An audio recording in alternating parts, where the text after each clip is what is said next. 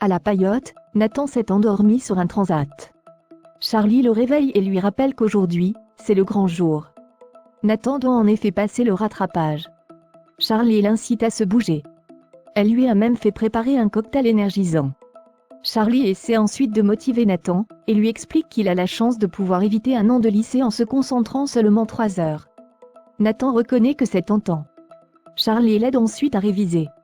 Bénédicte et Étienne déjeunent ensemble au Spoon. Bénédicte n'arrive pas à croire que Dorian n'a pas eu son bac, et ne comprend pas ce qui s'est passé.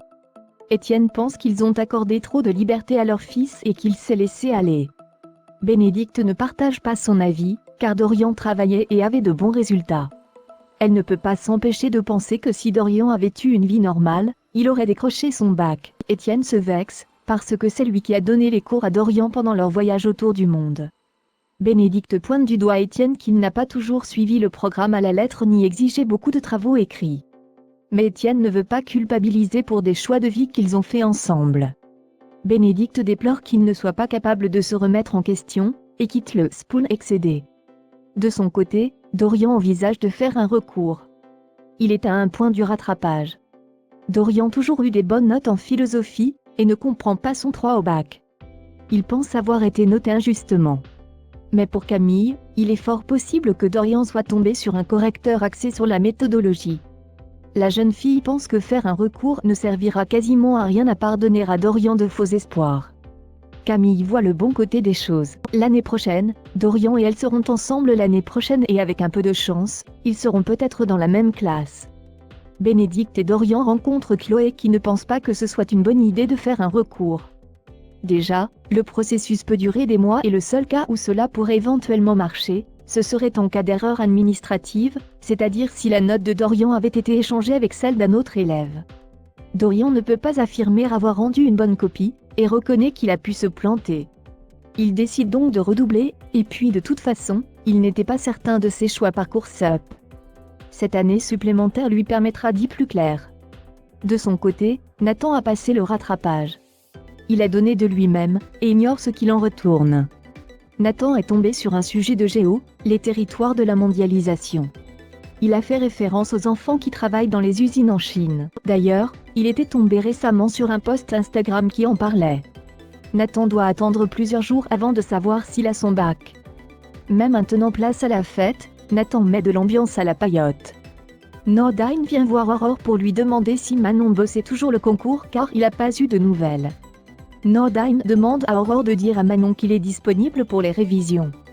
Aurore parle de la Paillote comme spot de Manon. Et Nordine la rejoint, il a envie de lui donner un coup de main. Manon dit à Sophia que Nordine est en couple donc c'est mort avec Nordine. Elle a l'impression de pas faire le poids. Car il sort avec une avocate. Manon ne veut pas souffrir, elle pense que le mieux c'est de passer à autre chose. Sophie confie à Victor que concernant Nordine, il n'y a aucun risque que je tombe amoureuse, il est trop inoffensif. Nordine est disponible sans être collant et il sait rester à sa place. Nordine et Manon partent se détendre et se baigner à la mer. Elle a un peu froid, il lui prête son pull. Judith est hospitalisée. Alex et Chloé sont à son chevet. Judith ne se souvient pas de ce qui s'est passé, ce qui est normal, car elle a subi un traumatisme crânien. Alex explique à sa fille qu'une planche du ponton a cassé et qu'elle est tombée ensuite dans l'eau.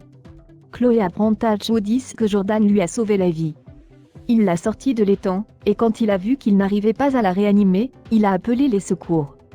Marianne décide de garder Judith en observation au moins jusqu'à son scanner de contrôle prévu demain. George passe chez Bart. Il trouve la maison quelque peu en désordre et le fils de Florent dormi sur le canapé. George réveille Bart qui avait un peu trop bu. Bart explique à George qu'il a voulu marquer le coup après avoir appris une bonne nouvelle. George lui explique que ses collègues suivent une piste concernant le sabotage du parc à huîtres du mât d'Alex et Judith et lui demande de le suivre au commissariat. À la suite de l'accident, Alex a contacté la police. Martin et Damien sont dépêchés sur place. Alex explique à Martin qu'au moment du rachat du mât, il avait vérifié le ponton. Le bois était sain et la structure neuve. Damien examine le ponton et constate que les dernières planches ont été fragilisées volontairement. Le saboteur a utilisé une petite lame dentée, genre scie japonaise, et il aurait agi très récemment, car l'eau n'a pas eu le temps de putréfier les entailles. Alex est passé plusieurs fois dans la journée, et n'a rien remarqué de suspect. Le sabotage aurait donc eu lieu entre 19h et 21h30, l'heure à laquelle Judith a eu son accident, ce qui signifie que le saboteur les observe. Martin pense que c'est dans ce sens qu'il faut enquêter, mais il sait que ça va prendre du temps. Alex, lui, ne veut plus mettre sa famille en danger et se demande s'il ne ferait pas mieux de vendre. Au commissariat, Bart est interrogé par George. Sarah est présente. Il est maintenant le principal suspect de la police dans le cadre de l'affaire sur le sabotage du parc à huîtres du mât d'Alex et Judith. Pourquoi son ADN a-t-il été retrouvé sur la barque à huîtres de Stéphane Novet? Bart explique à George que Novet l'a invité à faire le tour de son parc à huîtres la semaine dernière quand il a dû changer de fournisseur après l'intoxication des huîtres à l'arsenic. George demande à Bart où il était au moment des faits. Bart s'emporte. Il était chez lui, seul, parce qu'il est désormais tout seul chez lui. Il affirme ensuite n'avoir aucune raison de s'en prendre au Delcourt. George lui rappelle qu'il a un lourd passif avec Alex, car c'est sa rupture avec lui qui a poussé Flore à s'en prendre à eux et qui l'a conduite en hôpital psychiatrique. Bart reconnaît qu'il en a beaucoup voulu à Alex, seulement Louise l'a aidé à prendre du recul. D'ailleurs, Alex était même invité à son mariage.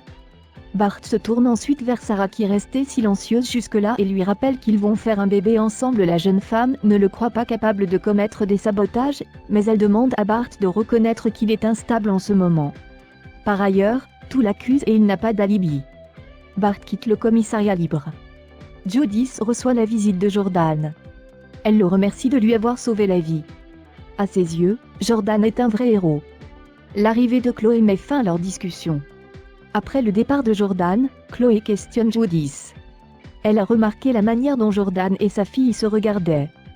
Judith lui explique qu'ils ne sont que des amis. Par ailleurs, elle éprouve toujours des sentiments très forts pour No même s'ils ne sont plus ensemble. Sarah fait venir Stéphane Novet au commissariat qui confirme avoir emmené Bart sur sa barque pour lui faire visiter ses installations. D'ailleurs, il a relevé que Bart n'avait pas le pied marin et qu'il n'avait pas l'air rassuré sur sa barque. Sarah appelle ensuite Martin pour lui confirmer que Bart a hors de cause. De retour chez elle, Chloé surprend une conversation téléphonique ambiguë.